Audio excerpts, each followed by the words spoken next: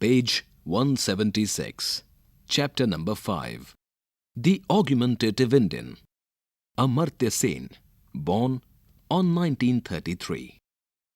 Amartya Sen was awarded the Nobel Prize in Economics in 1998 for his contribution in the field of welfare economics.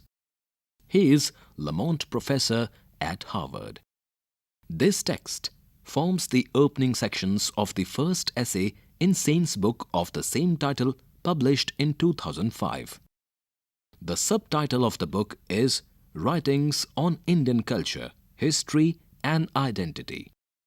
Sen argues in this essay that in India, there has been a long tradition of questioning the truth of ideas through discussion and dialogue. Now, the text. Prolixity is not alien to us in India. We are able to talk at some length. Krishna Menon's record of the longest speech ever delivered at the United Nations, 9 hours non-stop, established half a century ago when Menon was leading the Indian delegation, has not been equalled by anyone from anywhere. Other peaks of loquaciousness have been scaled by other Indians. We do like to speak. This is not a new habit. The ancient Sanskrit epics, the Ramayana and the Mahabharata, which are frequently compared with the Iliad and the Odyssey, are colossally longer than the works that the modest Homer would manage. Indeed, the Mahabharata alone is about 7 times as long as the Iliad and the Odyssey put together. The Ramayana and the Mahabharata are certainly great epics. I recall with much joy how my own life was vastly enriched when I encountered them first as a restless youngster looking for intellectual stimulation as well as sheer entertainment. Krishna Menon was India's defense minister from 1957 to 1962. He led the Indian delegation to the United Nations and on 23 January 1957 delivered an unprecedented 9-hour speech defending India's stand on Kashmir. Page 177. But they proceed from stories to stories woven around their principal tales and are engagingly full of dialogues, dilemmas and alternative perspectives. And we encounter masses of arguments and counter-arguments spread over incessant debates and disputations. Dialogue and significance. The arguments are also often enough quite substantive. For example, the famous Bhagavad Gita, which is one small section of the Mahabharata, presents a tussle between 2 contrary moral positions. Krishna's emphasis on doing's one duty on one side and Arjuna's focus on avoiding bad consequences and generating good ones on the other. The debate occurs on the eve of the Great War. That is the central event in Mahabharata. Watching the 2 armies readying for war, profound doubts about the correctness of what they are doing are raised by Arjun, the peerless and invincible warrior in the army of the just and honorable royal family, the Pandavas, who are about to fight the unjust usurpers, the Kauravas. Arjun questions whether it is right to be concerned only with one's duty to promote a just cause and be indifferent to the misery and the slaughter, even of one's kin, that the war itself would undoubtedly cause. Krishna, a divine incarnation in the form of human being, in fact, he is also Arjun's charioteer, argues against Arjun. His response takes the form of articulating principles of action based on the priority of doing one's duty, which have been repeated again and again in Indian philosophy. Krishna insists on Arjun's duty to fight, irrespective of his evaluation of the consequences. It is just cause and, as a warrior and a general on whom his side must rely, Arjun cannot waver from his obligations, no matter what the consequences are. Page 178. Krishna's hallowing of the demands of duty wins the argument, at least as seen in the religious perspective. Indeed, Krishna's conversations with Arjun, the Bhagavad Gita, became a treatise of great theological importance in Hindu philosophy, focusing particularly on the removal of Arjuna's doubts. Krishna's moral position has also been eloquently endorsed by many philosophical and literary commentators across the world, such as Christopher Isherwood and T.S. Eliot. Isherwood, in fact, translated the Bhagavad Gita into English. This admiration for the Gita and for the Krishna's arguments in particular has been a lasting phenomenon in parts of European culture. It was spectacularly praised in the early 19th century by Wilhelm von Humboldt as the most beautiful, perhaps the only true philosophical song existing in any known tongue. In a poem in 4 quartets, Eliot summarizes Krishna's view in the form of an admonishment. And do not think of the fruit of action. Fare forward.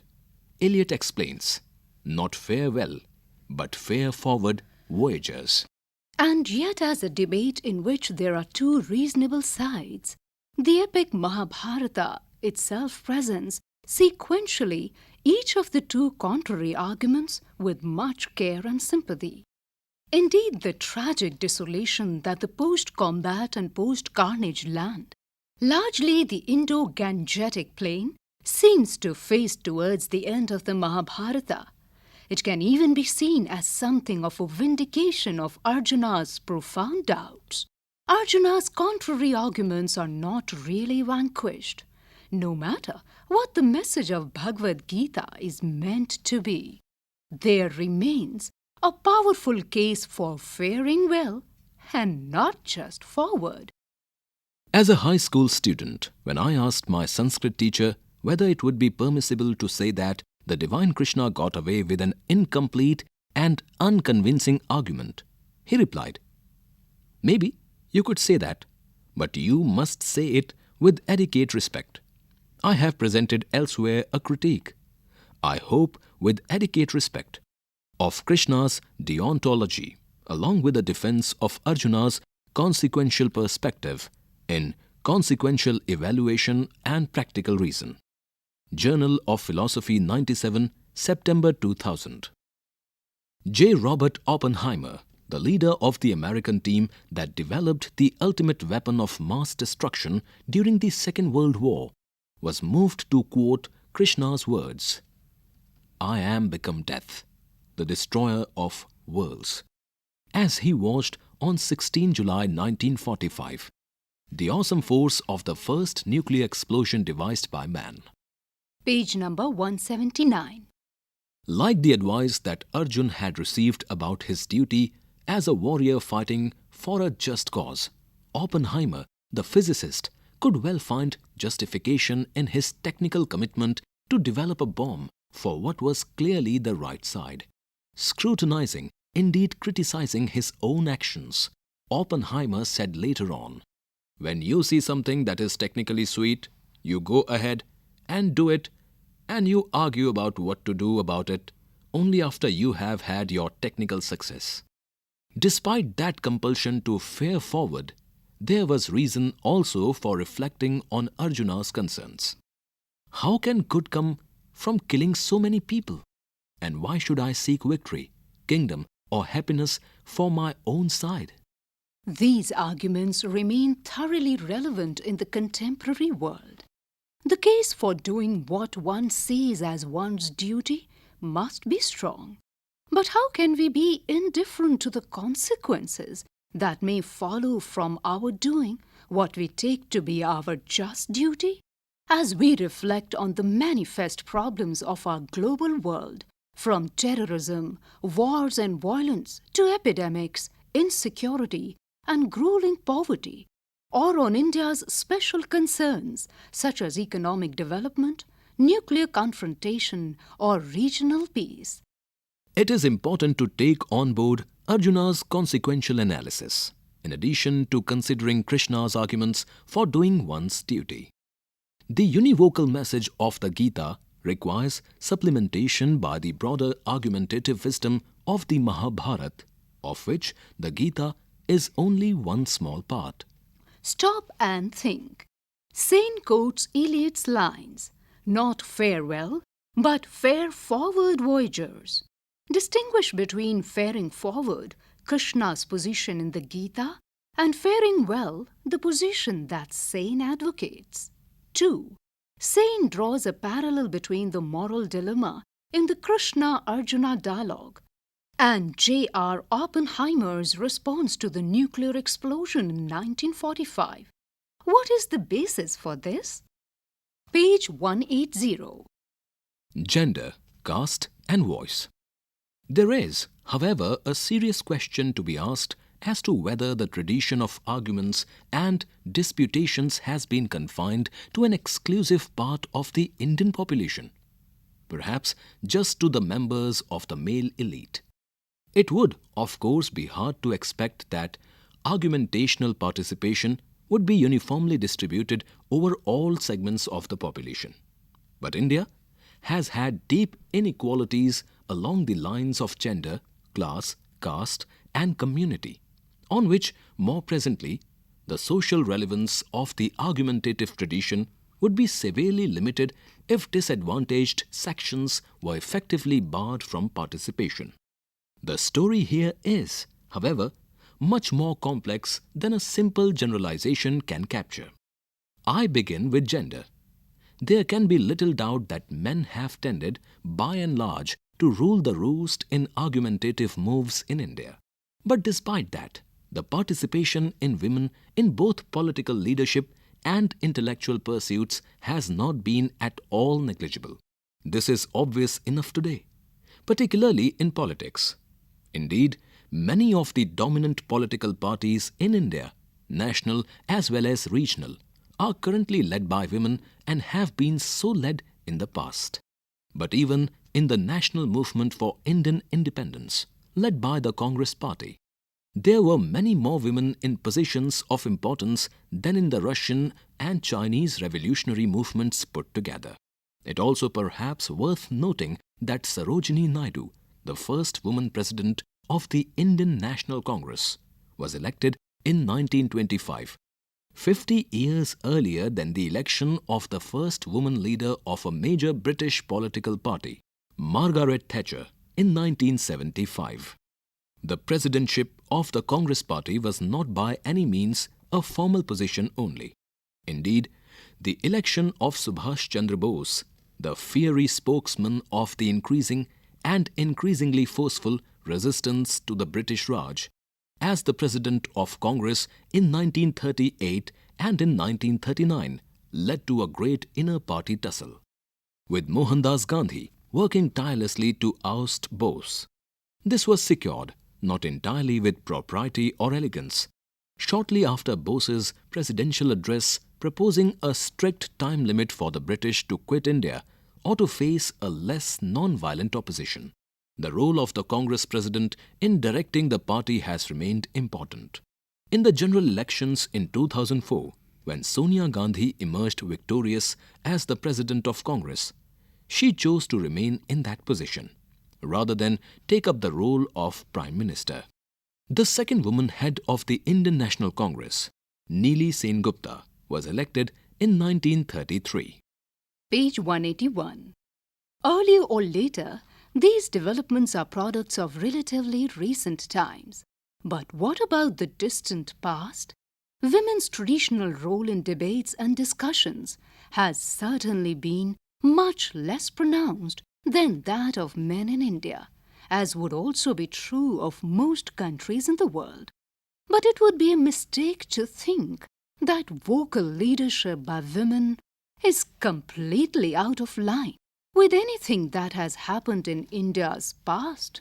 Indeed, even if we go back all the way to ancient India, some of the most celebrated dialogues have involved women, with the sharpest questionings often coming from women interlocutors. This can be traced back even to the Upanishads, the dialectical treatises that were composed from about the 8th century BCE and which are often taken to be foundations of Hindu philosophy. For example, in the Brihad Aranyaka Upanishad, we are told about the famous arguing combat in which Yagnavalkyaka, the outstanding scholar and teacher, has to face questions from the assembled gathering of Pandits. And here it is a woman scholar, Gargi, who provides the sharpest edge to the intellectual interrogation. She enters the fray without any special modesty. Venerable Brahmins, with your permission, I shall ask him 2 questions only.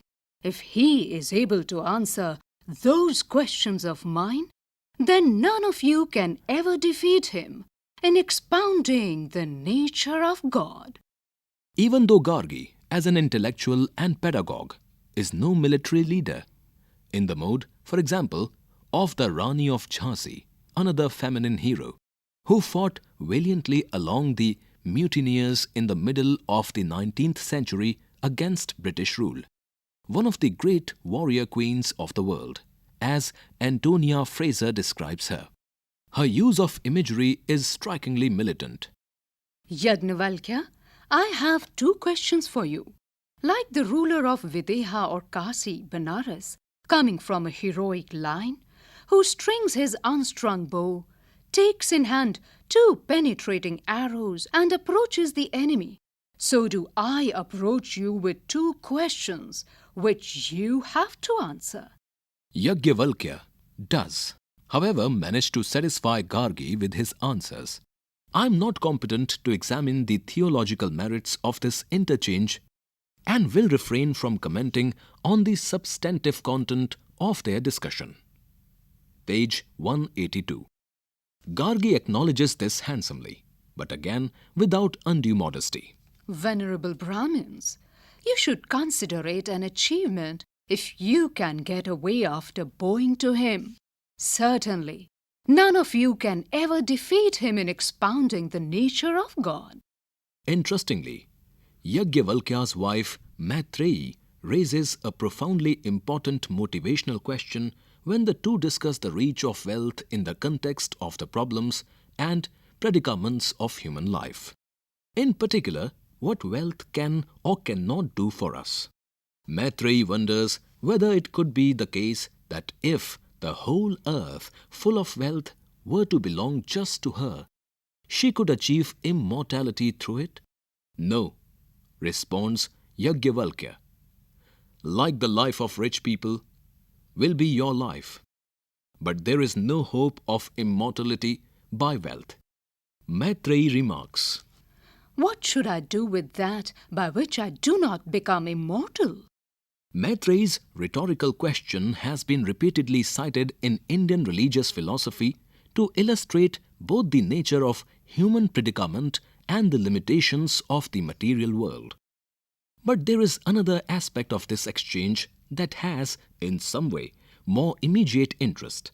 This concerns the relation and the distance between income and achievement, between the commodities we can buy and the actual capabilities we can enjoy, between our economic wealth and our ability to live as we would like. Maitreyi's central question, what should I do with that by which I do not become immortal, was useful for me to motivate and explain an understanding of development that is not parasitic on judging development by the growth of GNP or GDP.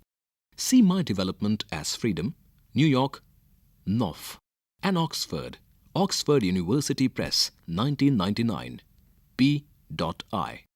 While there is a connection between opulence and our ability to achieve what we value, the linkage may or may not be very close.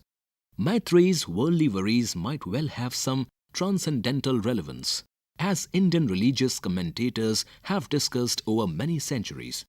But they certainly have worldly interest as well. If we are concerned with the freedom to live long and live well, our focus has to be directly on life and death, and not just on wealth and economic opulence. The arguments presented by women speakers in epics and classical tales or in recorded history do not always conform to the tender and peace-loving image that is often assigned to women. Page 183. In the epic story of the Mahabharata, the good king Yudhishthira, reluctant to engage in a bloody battle, is encouraged to fight the usurpers of his throne with appropriate anger. And the most eloquent instigator is his wife, Draupadi.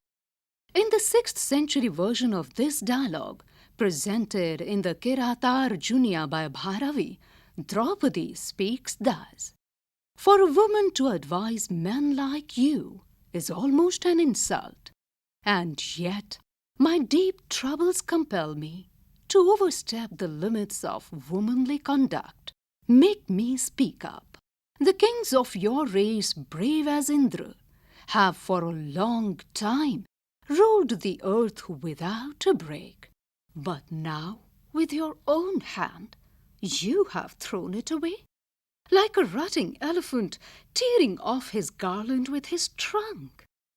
If you choose to reject heroic action and see forbearance as the road to future happiness, then throw away your bow, the symbol of royalty. Wear your hair matted in knots. Stay here and make offerings in the sacred fire."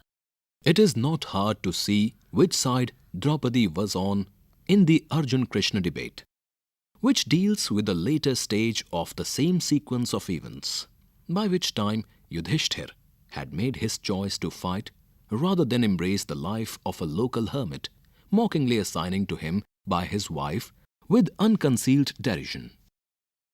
If it is important not to see the Indian argumentative tradition as the exclusive preserve of men, it is also necessary to understand that the use of argumentative encounters has frequently crossed the barriers of class and caste. Page 184. Indeed, the challenge to religious orthodoxy has often come from spokesmen of socially disadvantaged groups.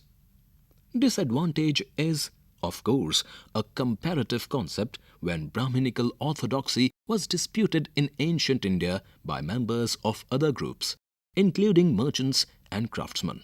The fact that the protesters were often quite affluent should not distract attention from the fact that, in the context of Brahmin-dominated orthodoxy, they were indeed distinctly underprivileged.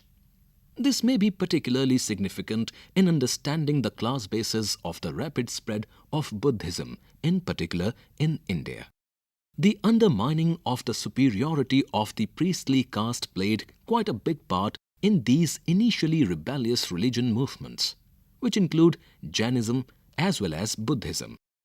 It included a leveling feature that is not only reflected in the message of human equality for which these movements stood, but is also captured in the nature of the arguments used to undermine the claim to superiority of those occupying exalted positions.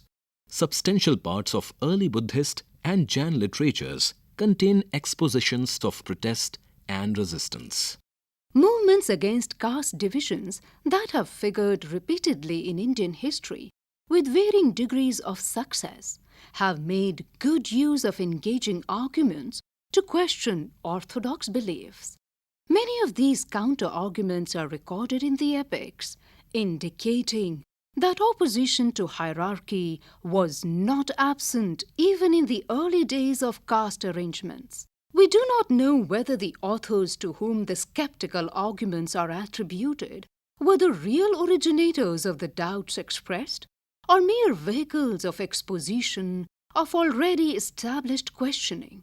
But the prominent presence of these anti-inequality arguments in the epics as well as in other classical documents gives us a fuller insight into the reach of the argumentative tradition than a monolithic exposition of the so-called Hindu point of view can possibly provide. For example, when in the Mahabharata, Bhrigu tells Bharadwaj that caste divisions related to differences in physical attributes of different human beings reflected in skin color, Bharadwaj responds not only by pointing to the considerable variations in skin color within every caste. If different colors indicate different castes, then all castes are mixed castes, but also by the more profound question: We all seem to be affected by desire, anger, fear, sorrow, worry, hunger, and labor. How do we have caste differences then? There is also a genealogical skepticism expressed in another ancient document, the Bhavishya Purana. Since members of all the four castes are children of God, they all belong to the same caste. All human beings have the same father, and children of the same father cannot have different castes. These doubts do not win the day, but nor are their expressions obliterated in the classical account of the debates between different points of view. To look at the much later period, the tradition of medieval mystical poets, well established by the 15th century, included exponents who were influenced both by the egalitarianism of the Hindu Bhakti movement and by that of Muslim Sufis.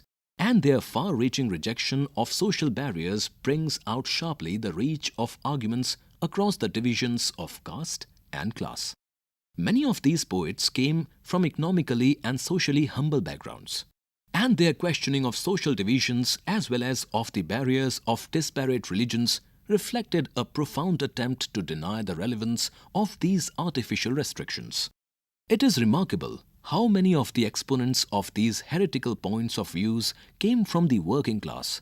Kabir, perhaps the greatest poet of them all, was a weaver. Dadu, a cotton carder. Ravidas, a shoemaker. Sena, a barber. And so on. On this, Sikh Shiti Mohan Sen, Medieval Mysticism of India, with a foreword by Rabindranath Tagore.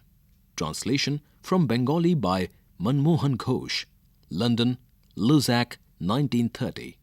Also, many leading figures in these movements were women, including of course the famous Mirabai, whose songs are still very popular after 400 years, but also Andal, Dayabai, Sahajobai and Kshima among others. In dealing with issues of contemporary inequality, the relevance and reach of the argumentative tradition must be examined in terms of the contribution it can make today in resisting and undermining these inequities which characterize so much of contemporary Indian society. Page 186. It would be a great mistake in that context to assume that because of the possible effectiveness of well-tutored and disciplined arguments, the argumentative tradition must in general favor the privileged and the well-educated rather than the dispossessed and the deprived. Some of the most powerful arguments in Indian intellectual history have in fact been about the lives of the least privileged groups, which have drawn on the substantive force of these claims rather than on the cultivated brilliance of well-trained dialectics. Stop and think. Number 1. Maitreyi's remark, "What should I do with that by which I do not become immortal?" is a rhetorical question cited to illustrate both the nature of human predicament and the limitations of the material world. What is the connection that Sen draws between this and his concept of economic development? Number 2. It is important to see that the Indian argumentative tradition has frequently crossed the barriers of gender, caste, class, and community. List the examples cited by Sen to highlight this. Democracy as public reasoning. Does the richness of the tradition of argument make much difference to subcontinental lives today? I would argue it does, and in a great many different ways. It shapes our social world and the nature of our culture. It has helped to make heterodoxy the natural state of affairs in India. Persistent arguments are an important part of our public life. It deeply influences Indian politics and is particularly relevant, I would argue, to the development of democracy in India and the emergence of its secular priorities. The historical roots of democracy in India are well worth considering, if only because the connection with public argument is often missed through the temptation to attribute the Indian commitment to democracy simply to the impact of British influence, despite the fact that such an influence should have worked similarly for 100 other countries that emerged from an empire on which the sun used not to set. Page number 187. The point at issue, however, is not specific to India only. In general, the tradition of public reasoning is closely related to the roots of democracy across the globe. But since India has been specially fortunate in having a long tradition of public arguments with toleration of intellectual heterodoxy, this general connection has been particularly effective in India. When, more than half a century ago, independent India became the first country in the non-Western world to choose a resolutely democratic constitution, it not only used what it had learned from the institutional experiences in Europe and America, particularly Great Britain, it also drew on its own tradition of public reasoning and argumentative heterodoxy. It is very important to avoid the twin pitfalls of, number one, taking democracy to be just a gift of the Western world that India simply accepted when it became independent, and number two, assuming that there is something unique in Indian history that makes the country singularly suited to democracy. The point, rather, is that democracy is intimately connected with public discussion and interactive reasoning. Traditions of public discussion exist across the world, not just in the West. And to the extent that such a tradition can be drawn on, democracy becomes easier to institute and also to preserve. Understanding the text. What is Sen's interpretation of the positions taken by Krishna and Arjuna in the debate between them? Note Sen's comment. Arjuna's contrary arguments are not really vanquished. There remains a powerful case for faring well and not just faring forward. 2. What are the three major issues Sen discusses here in relation to India's dialogic tradition? 3. Sen has sought here to dispel some misconceptions about democracy in India. What are these misconceptions? Page 188. 4. How, according to Sen, has the tradition of public discussion and interactive reasoning helped the success of democracy in India? Talking about the text, number one, does Amartya Sen see argumentation as a positive or a negative value? Number two, how is the message of the Gita generally understood and portrayed? What change in interpretation does Sen suggest? Appreciation. This essay is an example of argumentative writing. Supporting statements with evidence is a feature of this kind of writing. For each of the statements given below, state the supportive evidence provided in the essay. Number 1. Prolixity is not alien to India. Number 2. The arguments are also often enough substantive. Number 3. This admiration for the Gita and Krishna's arguments in particular has been a lasting phenomenon in parts of European culture. Number 4. There remains a powerful case for faring well and not just forward. Language work. 1a. The opening two paragraphs have many words related to the basic idea of using words, particularly in speech, like prolixity. List them. You may look for more such words in the rest of the essay. B. Most of the statements Sen makes are tempered with due qualification. Example, the arguments are also often enough quite substantive.